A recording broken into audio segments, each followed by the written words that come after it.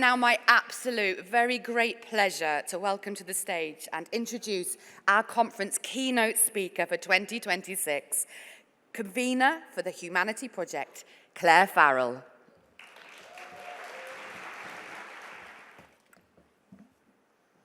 Morning, everybody. Hello. So I've come to say hello to you all today and bring you a message of encouragement, hopefully a message of inspiration, and a bit of a call to arms. So I'm really honoured to be invited to come here and just explain a little bit about why I think we all need to work together.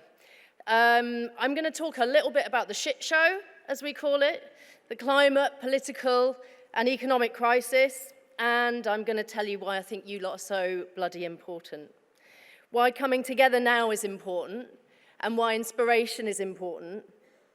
And I'll also speak a little bit about the work that I'm doing with others that I think can help to coalesce what we're all doing into something far bigger than ourselves. And my understanding about this conference is that we're gathered together with a fundamental belief in unpretentious culture and in the power of embodied and loving people.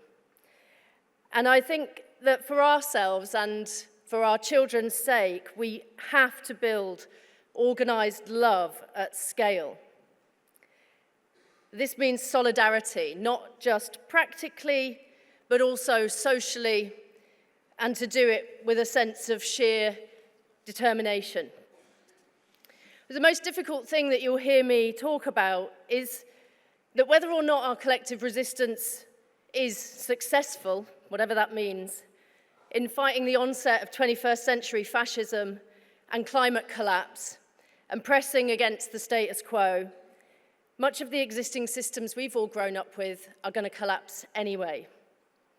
So we can worry less about whether or not we win, because I don't think that matters so much anymore.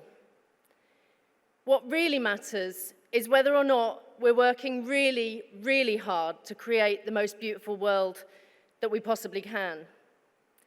So the call to arms that I bring today is that I want artists to lead in what I call the constructive resistance. Now, as many of you will know, I helped to co-found Extinction Rebellion. I'm a designer and a creative, and that is why it will be no surprise that I'm still viewing my work as the work of resistance. I don't want to go on about it too much because we think about it all the time, I think. But there is this thing that we call the multifaceted, intersecting shit show. And I know that lots of people feel that they're drowning in it, but I think it's important to just say a few points. One is that we're living through a global rearrangement of power. And as the Canadian Prime Minister Mark Carney said in Davos recently, it's a rupture, not a transition. I definitely think that's the right turn of phrase. We've found ourselves at the stage of American fascism where citizens are shot at point-blank range in the street by masked men. And we know that that's an immigration policy some people would like to bring to Europe, and indeed to the UK. It's an immigration policy for a world in breakdown, and the powers that be are in absolutely no illusion as to our global context. They're very well aware of it. Climate breakdown will play out non-linearly. It's not going to happen incrementally, but we will feel it in shocks. So when it feels like the apparent onset of a kind of World War III, which perhaps has already been going for quite some time, and a perpetual distraction of people like the Orange Man in America, the cost of living crisis, which more than 58% of Britons think will never end, and the anticipation building worldwide for what could become the world's first trillionaire, it's no surprise that people are suffering from despair, fatigue, and overwhelm, and a sense that everything's just a bit fucking much. So I think the only option that we have left is to imagine a new world and to create different systems and to live in a completely different relationship with each other and the earth. And we don't have to start from scratch. Many of you will know the history better than I do. The performers, the posters, the artists, the communes of Paris in 1968 are still an inspiration to many of us, just as they were when we knew that we were making Extinction Rebellion and it needed to look really, really fucking good on the streets if we wanted people to come out in their thousands and join in. And in 2018, it were people from your community who showed up to make it work, practically, visually, and experientially. And we talk a lot about system change, especially people in the climate movement love that phrase, system change. But I'm not sure anyone really ever knows what it means, which is a bit of a fucking problem. But a stepping stone to get us towards an answer might be to recognize, first of all, that culture sets the conditions in which all of our politics takes place.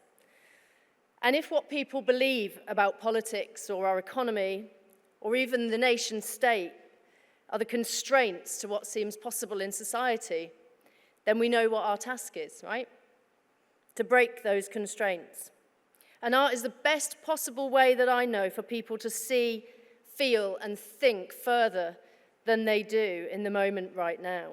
So it's our job to impact culture on the understanding that if your ideas don't become the obvious alternative at a time like now, you might miss your moment. No pressure. We might look at the mutual aid community and service taking hold in Minneapolis, on every street and corner, which seems to be rivaling or potentially outstripping the level of life-giving and support that the usual economy gives to people, or creating a self-built kind of war economy from the ground up. And that's the level of collective action that I think we need to see. It's worth us noticing this because a lot of people have become very interested in mutual aid, but it often feels like something that people think should happen in a crisis. I think it should be the backbone of our resistance. We need to build alternative structures and see mutual aid not as a nice to have, but by the means with which we take over from the broken structures that we're living in now. So what if we were to build the new, not out of desperation, but out of dedication? And what does it take to make that happen? What if we could cultivate the kind of desire for a lived society that means we build the parallel world, and it beats back the strongman leaders and the fascists because everyone can see it so clearly on the horizon? And a very big collective, not on our fucking watch, made us present all of this as an alternative option to our fellow citizens, who then just find that they're living it and loving it. It's not that dissimilar to what we did with Extinction Rebellion. We knew that we wanted to create the conditions where change became possible. And for me, this all sits within the tradition of nonviolence. The work of nonviolence intervenes, creates space where there wasn't any, makes it possible for conversations to happen, for dialogue to take place, and for people to notice something which is urgent or something which simply can't go on. It is not strategic pacifism. Nonviolence is a strategy for courageous confrontation with reality and in honesty. So if that's right, then our brief in 2026 might be this: how do we change our culture so it becomes possible to live in right relationship with each other and with better systems for governing ourselves? And that's why your community are really important. What I'm asking you in this call to arms is to consider yourselves part of this long history of resistance, part of this thing that is bigger than yourself, bigger than your art, but for which your art is essential, as is your compassion, your humor, your care, your freedom, and your love. Because in order to reach people, as we've already heard, it's important to find where they are and go to them. And I think the zeitgeist is with us. People are seeing power for what it really is. They're feeling a collective and desperate need for change. The movement to get people off their screens and back into real life, back into their bodies, I think is only going to grow. But how can we help people to get back into their bodies and get back onto the streets? and recognise that we are not an island of strangers, but a nation of neighbours. We need each other, and I think that's the other important part of this zeitgeist. Many people throughout society, and including in politics, are realising that place-based working is critical in our times because we don't live in a virtual world. We do live in real places. So it's not just the shit show, it's the rupture. And the rupture is a time for new ideas, and the window will not stay open forever. I believe that in the next few years, we need to save democracy and save love, or we may see it disappear. And I have a theory that I don't think any of us have really ever experienced a real democracy. Not in the sense of it being free and fair and open to everybody, and where everyone takes part.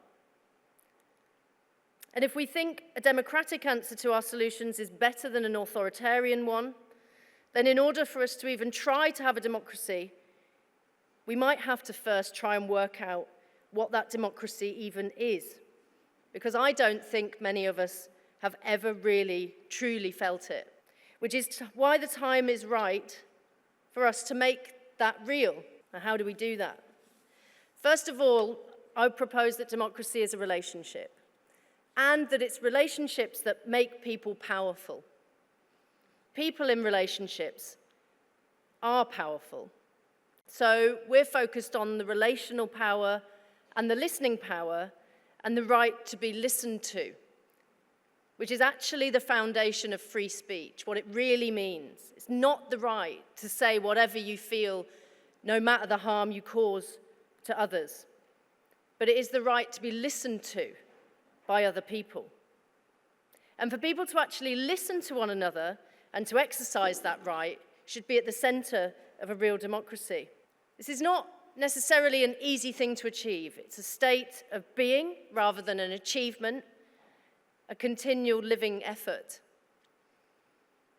And one major issue is that many people don't learn how to speak to an audience because they don't go to a posh school where you learn rhetoric and the skills for public life. Most of the people who get equipped with that from a young age are from a very tiny minority of people. And I think we need desperately to change that. In fact, I think you guys could help us to change that by encouraging people to perform. Out on the streets where they live, and with the things that they love, and with the people that they care about. But whatever we perform also needs to speak to power, to speak from the authority of our streets, and with the authenticity of our own agency. So I want us to create a real democracy by helping everyone to speak up and supporting people to understand how to speak up well and to get noticed, and to support people in learning how to listen well, which is a skill just as much as making a noise. It's not just a passive activity as many people might imagine. But if we need to act, we're going to have to believe that we can. And we're going to have to imagine what we do together so that we will actually go out and do it. And that's where the importance for inspiration comes in. Now, I've said lots of times, and many others too, wouldn't it just be really embarrassing if we die in climate collapse because we can't think of anything else to fucking do? So we think that we need to defibrillate the collective imagination, to jumpstart the heads and hearts of our fellow citizens, and not in a naive, hopeful, saccharine kind of way, but with real determination to create joy through a sense of agency, to convene ourselves in a way that we enjoy, to support ourselves in groups of people, to be imaginative, to dream of things that seem impossible, and to encourage as many people as possible to take part. Because when people do things, take action, it changes what they think, and it changes the way they feel. A lot of people out there in society have this perceived wisdom that if you want someone to think a thing, you should change it in their head by changing their opinion. But actually, we all know that the best way to get anyone to think something is to get them to do something and get them to feel it, to know it in their body. So to get people on the streets together being joyous and feeling powerful, you see why it has to be this community doing this work. And I saw it myself during Extinction Rebellion. So many people who had no idea that sitting on a bridge, eating lentils on a paper plate would be the most ecstatic enactment of their life. But it did change who they thought they were, and it changed what they thought they were capable of, just because they'd closed a bridge, met some new people, and had a little cry about the tragedy of our nature crisis and the present that we're living through. But it all happened out on the street. Now, you all know this because you're in the business of going to where people are and encouraging them to do things, to take part in weird things, unusual things, creative things, funny things, whatever it is, you know how to get people to do shit. And knowing how to get people to do stuff is possibly one of the most important things that you can be an expert at this time at the beginning of the 21st century. So I'll just quickly tell you about a few things we're doing that I hope you'll all join in with. We've got this thing called the Fate of Britain. We're showing up in different places around the country to bring people together, to realize together that there is a different way to run our communities and even our whole country. There are great people doing things everywhere, and there are brilliant people in charge of small things who quite honestly probably should be in charge of the big things. And the Fate is about bringing those people together and a sense of empowerment, where we can delight in the idea that we could actually just make a kinder and better and more colourful and more just and more loving world.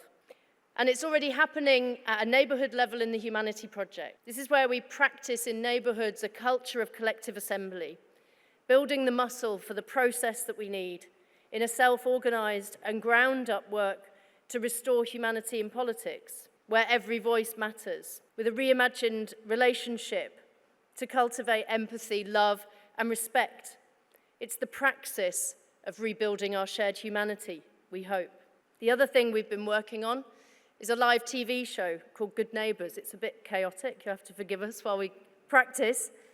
But being a good neighbour is one of our rallying cries, because we know that we all want to be good neighbours to each other, and we also need Britain to be a good neighbour to its neighbours in the world. The recognition of our differences is vital, but what we have in common is far more important.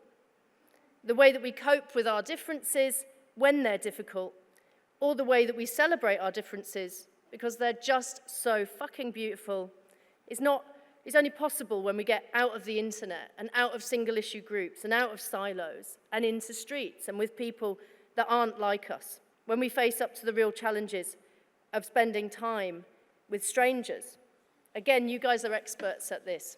So we have to be committed to create a new world and a new set of systems that are going to take over from this crumbling one, no matter what. And I really hope that you will all join us in this work, because I think it's going to be fun, I think it's going to be beautiful, and it's going to be quite hard work, just like love is. Thank you.